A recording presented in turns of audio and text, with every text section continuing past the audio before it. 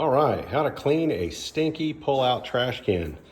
Yeah, these things can get pretty nasty, and it's this time of year where it's gonna get hot and all your winter smells are gonna come out.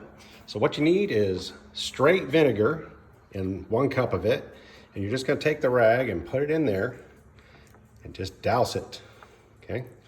Then you're just gonna wring it out by hand. You want it pretty moist, but enough to leave some vinegar on the surfaces that we're gonna clean here. So you wanna clean all the walls, everything here.